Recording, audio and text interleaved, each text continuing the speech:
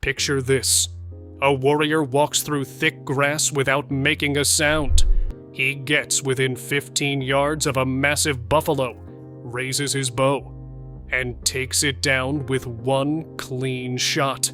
No rifle, no scope, no fancy gear, just pure skill, patience, and insane knowledge of the land. This was not a movie scene. This was real life for the Apache, Sioux, and Comanche, some of the greatest hunters and trackers who ever lived. Today, I am breaking down exactly how they did it. For the Apache, Sioux, and Comanche, hunting was never just about bringing down an animal. It began with a mindset, a way of seeing themselves as part of the land, not above it. Imagine a young Apache boy shadowing his grandfather at dawn, not allowed to carry a bow, only to watch and listen. The lesson wasn't about the chase, but about respect. Every step, every breath was an apprenticeship. Elders taught that the land would only give if you learned to read its signs and offered something back. Before setting out, hunters spoke quiet words of gratitude, sometimes a simple prayer, sometimes a sprinkling of sage on the earth. They believed the animal was not just prey, but a partner in the cycle of life. Waste was forbidden. To leave meat behind was to risk angering the spirit of the animal and the land itself. Hunts were timed with the seasons, following the migrations of deer and bison. An Apache elder once said, "If you do not thank the deer, the next one will not show itself."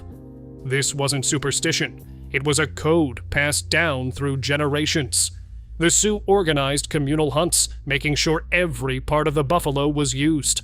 The Comanche, masters of the horse, still paused to offer thanks when the hunt was done. This ethic of reciprocity shaped everything: how close they crept, how patient they waited, how carefully they watched. The land was a teacher, and every hunter a lifelong student. Could you, in a world of noise and speed, move slow enough, quiet enough, to earn the trust of the wild? A single hoofprint in the dust, a blade of grass bent at an odd angle. These are sentences in the silent language that native hunters read fluently. For the Sioux tracker on the open prairie, the ground is a living notebook. A fresh buffalo print shows a rim so crisp it could cut your finger. Press your thumb into the earth beside it.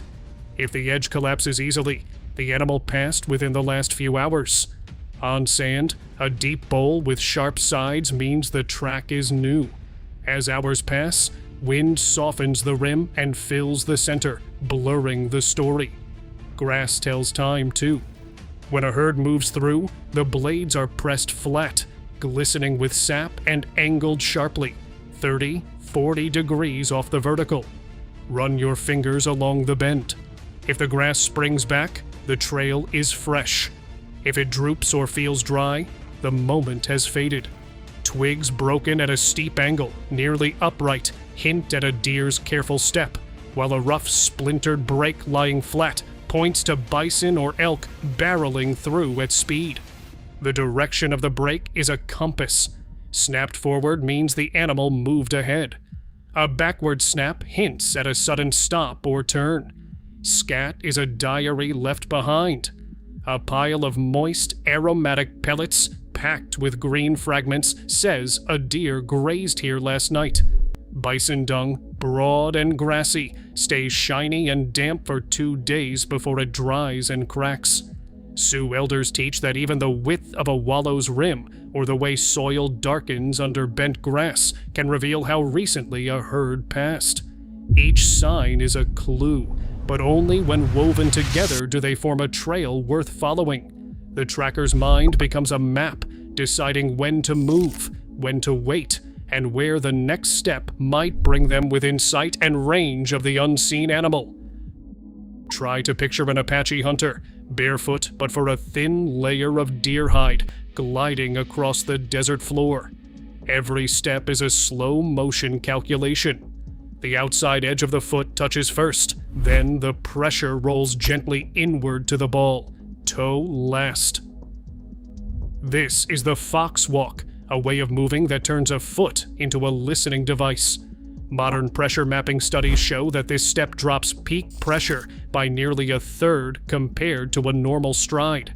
Instead of pounding the ground, the hunter lets the earth whisper back. A pebble shifts underfoot. A twig vibrates. These tiny cues travel straight through a moccasin sole barely 2 millimeters thick. The hunter reads them like a blindfolded chess master reading the board by touch alone. Moccasins aren't just shoes, they're sensors. The thin, soft hide lets the foot feel the difference between damp sand and dry, the faintest crunch of grit, even the direction of a hidden root.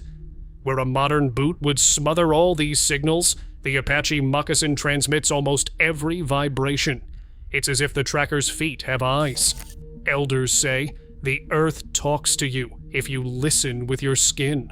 With each step, the hunter maps pressure, always adjusting, always silent. The fox walk isn't just about moving quietly, it's about tuning in to the land's feedback, letting the world beneath your feet guide every decision. Could you slow down enough to feel the earth's pulse through your shoes? A Comanche rider sits loose in the saddle, every muscle tuned to the rhythm of the horse beneath him. Silence isn't just about the hunter's own body anymore. It is a duet between human and animal. The horse has been trained from its first steps. Soft hands, gentle words, never a sudden pull on the rein. Years of practice teach the animal to move as if it's part of the grass itself. The rider shifts his weight, barely perceptible, guiding the horse to place each hoof with care. Instead of pounding the earth, the horse glides, hooves pressing down and lifting up in a rolling motion that muffles sound. Pressure mapping studies show that this rider's balance can lower the impact of each step by nearly a third. But even the quietest hoof means nothing if the wind betrays you. Comanche hunters learn to read the air with the same precision they used for tracks. A wet finger raised to the breeze, or a pinch of dry grass tossed high, reveals the drift and tells which way a hunter's scent will travel. If the grass floats back toward the herd, the rider waits, sometimes for long minutes, until the wind shifts. Patience is survival. Closing the final distance is a test of everything learned. The horse and rider move as one, always downwind, always silent. The herd grazes unaware. The bow is ready. This is the moment when all that training, balance, wind sense, and patience bring the hunter within the invisible circle where skill, not luck, decides what happens next. A sinew-backed bow, just under 5 feet long, rests lightly in the hunter's grip.